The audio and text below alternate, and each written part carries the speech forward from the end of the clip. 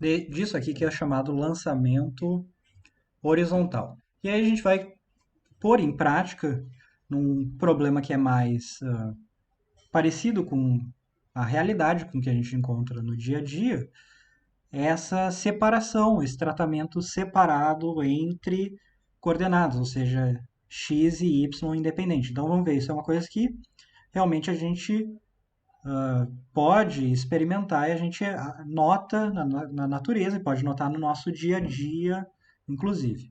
Então a ideia aqui é a seguinte: eu peguei e coloquei duas partículas, então uma eu chamei de A e a outra eu chamei de B.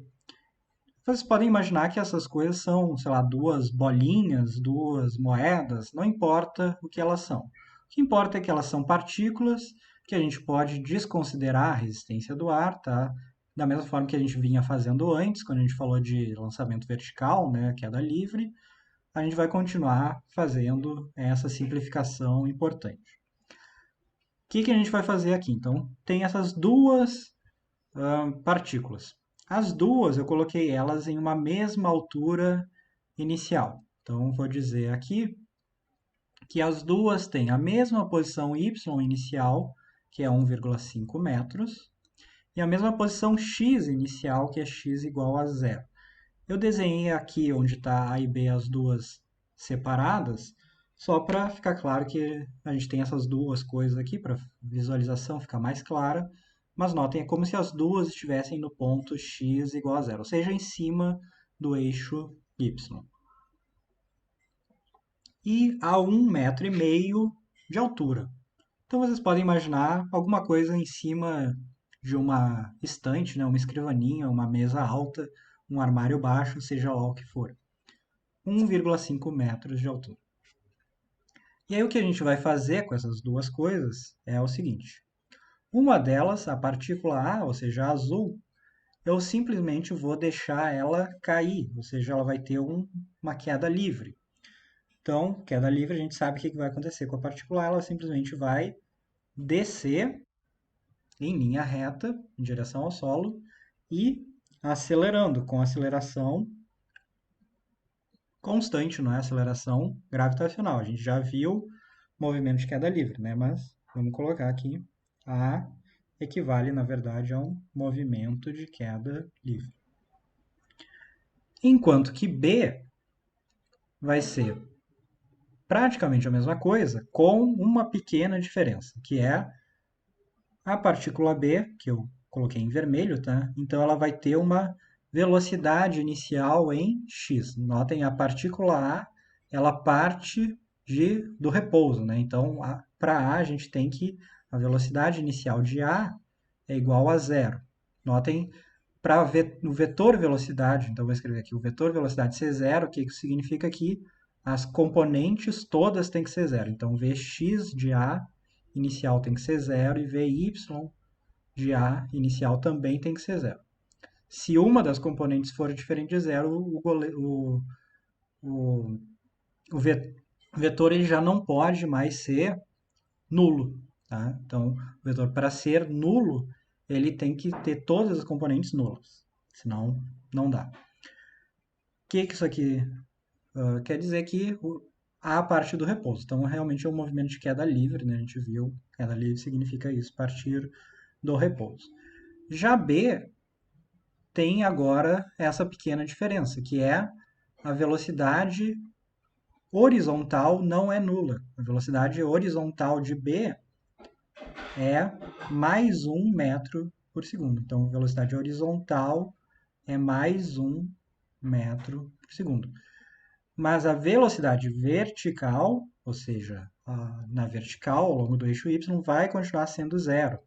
Que isso aqui é o chamado lançamento horizontal, ou seja, como vocês tivessem duas coisas na mão de vocês, por exemplo, duas moedas, tá? Uma na mão esquerda, uma na mão direita, e a moeda que está na mão esquerda, vocês simplesmente abrem a mão e deixam ela cair a partir do repouso, enquanto que a moeda da mão direita, vocês, na hora que vão abrir a mão, vocês também fazem um movimento, digamos, para frente e lançam essa moeda horizontalmente para frente. O que significa horizontalmente? Significa que no instante t igual a zero, no instante inicial, a velocidade dela é paralela ao solo, ou seja, ela é horizontal, tá? Então, essa velocidade inicial de B aqui, ela é simplesmente o quê? Mais um I em metros por segundo.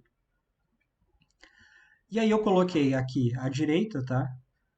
Esse gráfico que mostra as duas partículas, tá? A e B, então A em azul, B em vermelho, e eu coloquei pontos da trajetória dessa coisa. Então vocês sabem, né? A trajetória dessa partícula B, ela deve ser uma coisa assim, né? Parabólica.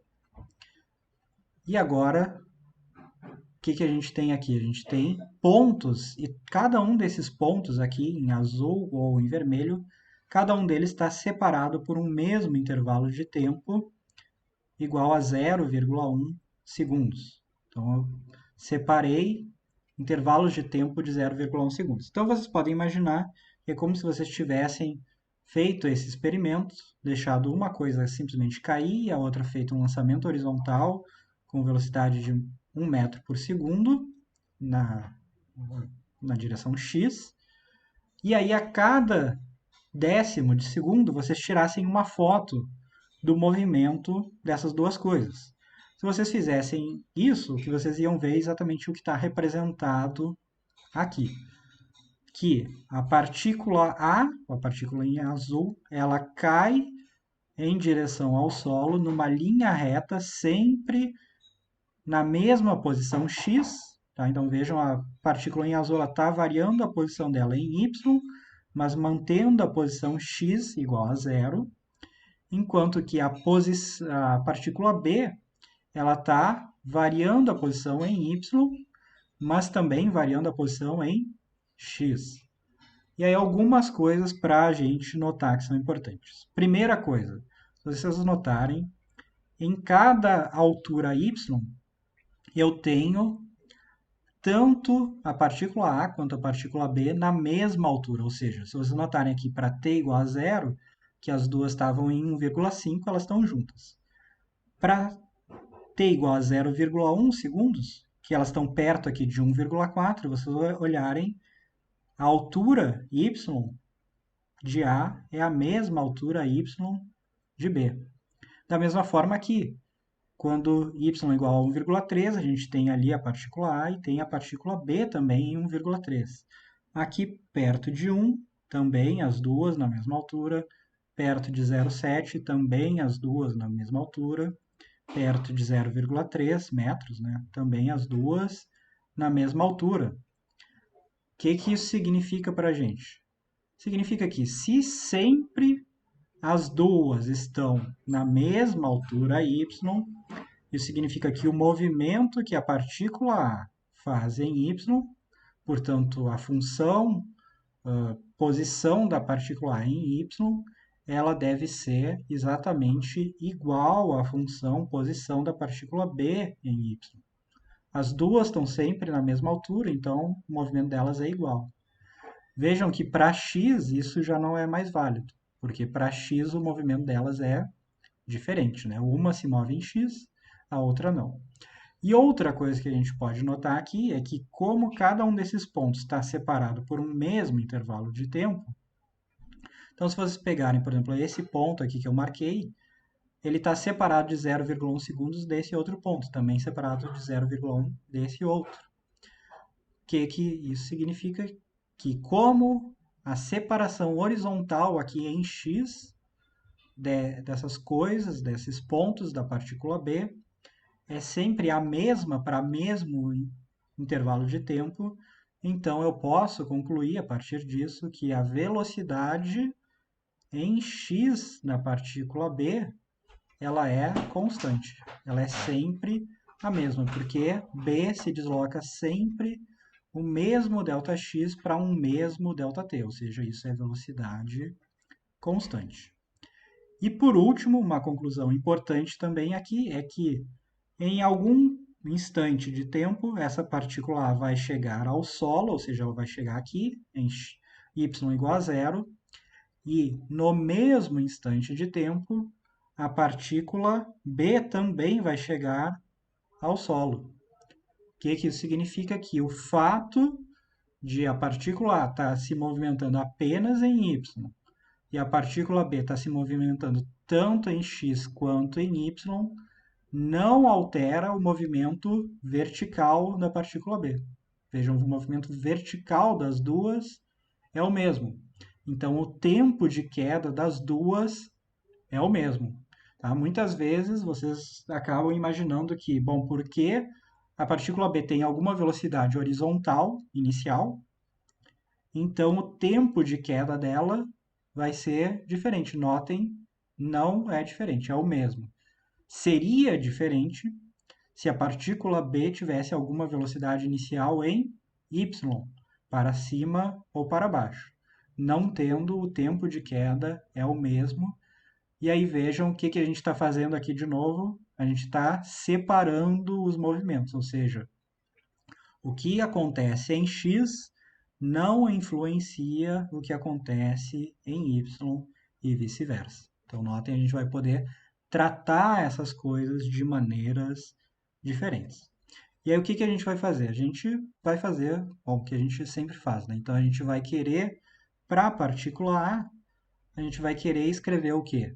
A função xa de t, a função ya de t, saber como se comportam as velocidades em x para A e a velocidade em y para A, e também as acelerações, né? Aceleração em x de A e aceleração em y de A.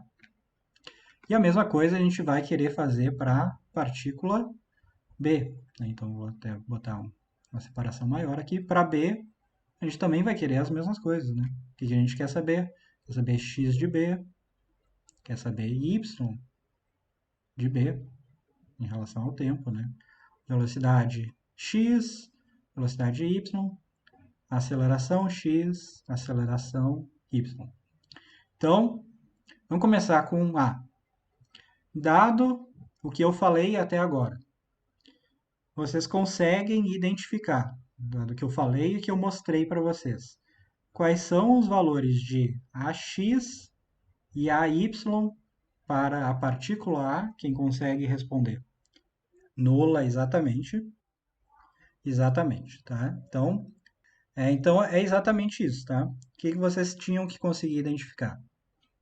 Não existe, né, quando a gente está falando da partícula A, não existe variação de posição x.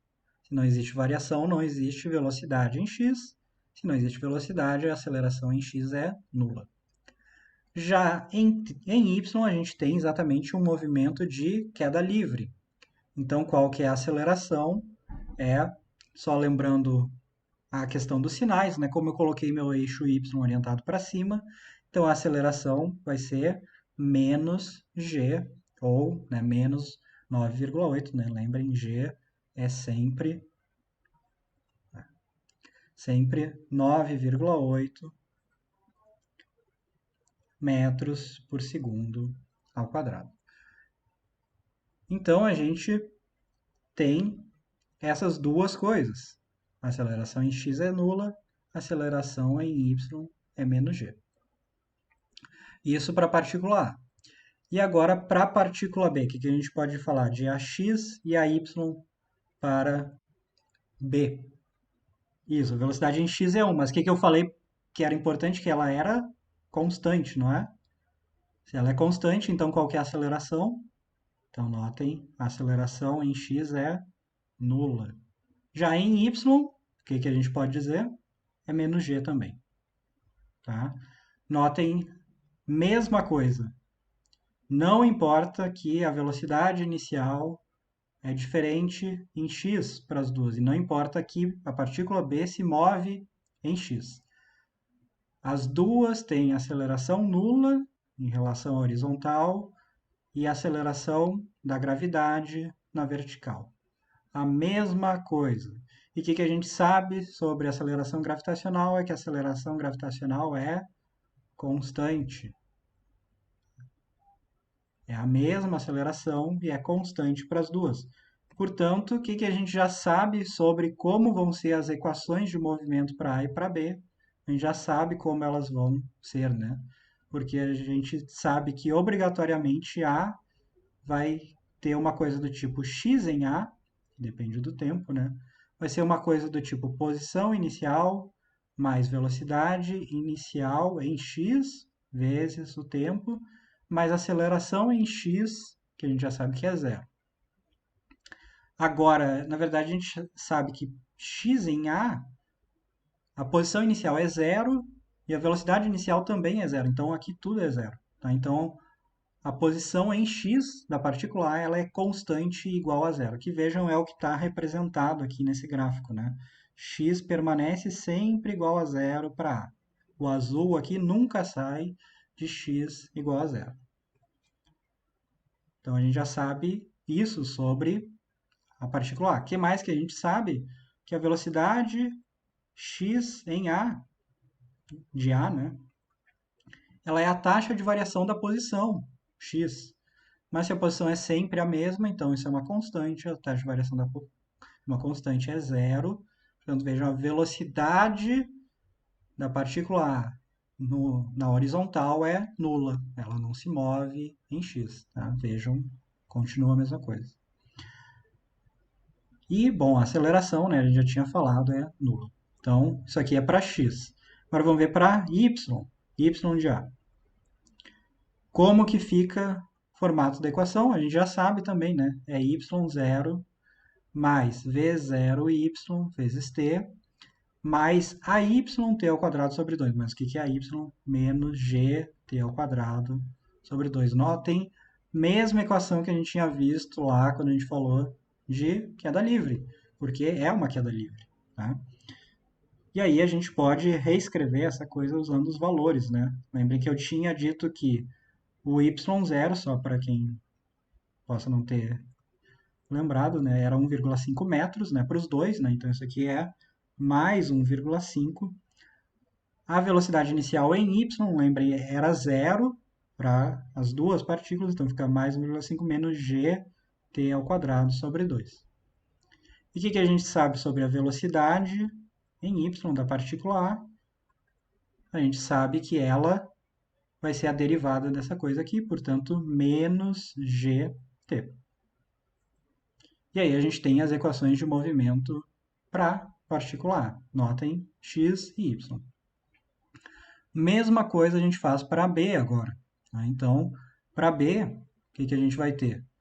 Que xb de t vai ser do tipo x0, né, de B, mais v0x vezes t. Lembra que a aceleração é nula. Só que agora, o que a gente tem? Lembrem, o x0 era igual para os dois, era zero, né? Então, isso aqui vai ficar xb de t é igual a zero, só que agora, lembrem, a velocidade inicial de B, ela era mais 1. Né? Então, isso aqui fica mais t. Né? Isso aqui é 1, isso aqui é t, então fica mais t. E aí, o que a gente sabe? A velocidade na horizontal, para B, vai ser a derivada dessa coisa aqui. Qual que é a derivada disso? Mais 1. Mais 1 metro por segundo. Tá? E notem de novo a aceleração, né? É nula, a gente já tinha visto isso. O que acontece para y? Agora eu tenho yb de t, vai ser o mesmo formato de equação, né? Então, y0 mais v0y vezes t menos gt ao quadrado sobre 2. Agora, o que é y0? Mesma coisa, né? Mais 1,5 metros, era igual para os dois. Velocidade inicial em y, lembrem, era nula para os dois. Então, esse termo desaparece e fica menos gt ao quadrado sobre 2. Notem a velocidade em y, para b, é menos gt. E notem que aqui a gente chegou nas equações no que eu tinha dito para vocês antes que a gente precisava obrigatoriamente chegar. Lembrem que eu tinha dito que, como o movimento é igual na vertical para as duas partículas, para A e para B, então, obrigatoriamente, as equações de movimento de A e B na vertical, ou seja, em Y, tem que ser idênticas, tem que ser a mesma coisa. E notem, é exatamente isso que a gente tem aqui. As equações para A e para B em Y são exatamente iguais e não poderiam ser diferentes. Notem, aqui não importa que uma delas se desloque em x e a outra não, porque esses movimentos são independentes, tá? Então, notem, muito importante vocês lembrarem dessa coisa aqui, né? É que a gente pode escrever aqui, ó, x e y são, vamos botar assim, são independentes. Qual que é a única coisa que tem em comum entre os dois é o tempo, né? Notem, o tempo é o mesmo, é um parâmetro que está ali, é igual para os dois, tanto para x quanto para y, e nesse caso para A e B também, porque elas começam o movimento ao mesmo tempo e chegam no solo ao mesmo tempo. Minutos da aula, tá? Então a gente tem ainda uns 7, 8 minutos, mais ou menos, para deixar vocês tentarem fazer, começar a fazer pelo menos esse problema aqui, que é o problema 21 do capítulo 4 do livro do Halliday, e que está na lista 4 de vocês, tá? A lista de exercícios número 4, que eu já vou disponibilizar hoje para vocês. Diz o seguinte, um projétil é disparado horizontalmente de uma arma que está a 45 metros acima de um terreno plano, emergindo da arma com uma velocidade, notem uma velocidade horizontal aqui, né, de 250 metros por segundo. E aí as perguntas são A, por quanto tempo o projétil permanece no ar, ou seja, qual é o tempo de queda dele. B, a que distância horizontal do ponto de disparo ele se choca com o solo. E C, qual é o módulo da componente vertical da velocidade quando o projétil se choca com o solo. Então, imaginem, né, a figura é mais ou menos uma coisa assim. Então, digamos que isso aqui seja x, aqui eu posso pôr y, e a gente tem alguma coisa que está aqui em cima, e essa coisa vai ser lançada horizontalmente. Ela está a uma altura de 45 metros e vai fazer alguma trajetória parabólica. Assim, a gente quer saber onde que ela cai, né? Que posição x é essa daqui. Né? Que valor de x é esse aqui. Então, tentem começar a fazer aí. Então, aqui as respostas do problema, né? Rapidamente explicar aqui o problema, tá? Eu não vou fazer todo, mas vou fazer alguns passos. Então, só para começar, para vocês também se acostumarem a ver que vocês podem fazer as coisas de maneiras diferentes, né? Então, eu vou colocar os meus eixos invertidos aqui. Então, eu vou colocar y orientado para baixo, vou colocar x como normal para a direita, né? E aí colocar esse objeto que está sendo lançado a partir daqui com uma velocidade inicial em x. E a gente sabe que essa altura aqui, que varia para baixo, agora vai ser 45 metros. Tá? Então, primeira coisa, como que a gente descobre aqui o tempo de queda dessa coisa, né? O item A. Então, vamos lá. Item A, eu vou escrever a equação para y, porque lembrem, o tempo de queda, ele depende da altura que cai. Não depende da velocidade horizontal, só depende da altura. Então, a equação para y fica ΔY vai ser igual a velocidade inicial em y, mas lembrem, a velocidade inicial em y é zero, não tem velocidade vertical. Então, mais agora gt ao quadrado sobre 2.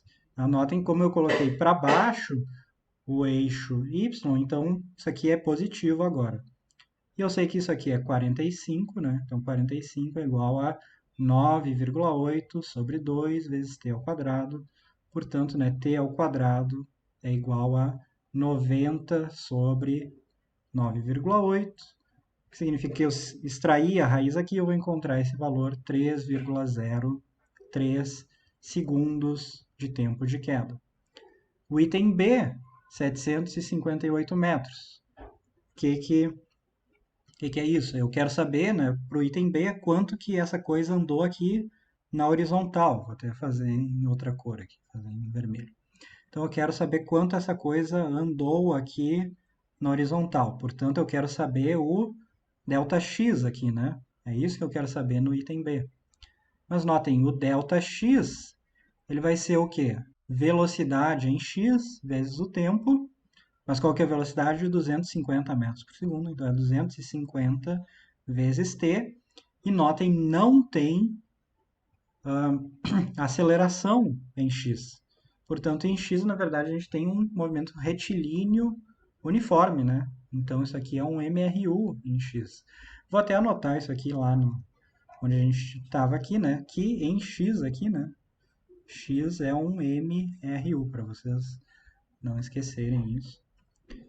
Ainda a gente tem isso aqui, é um MRU de novo, né? Movimento retilíneo uniforme em x. Então, basta pegar esse tempo de queda que a gente encontrou já aqui, 3,03, multiplicar por 250 vai dar 758.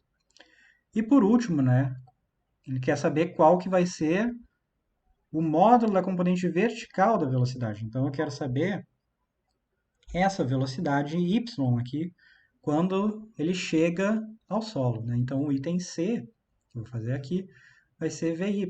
Mas notem, Vy é o quê? Velocidade inicial vezes velocidade inicial mais aceleração vezes tempo. Como a velocidade inicial em y é zero, sobra só g vezes t. A gente já encontrou t, basta multiplicar por 9,8.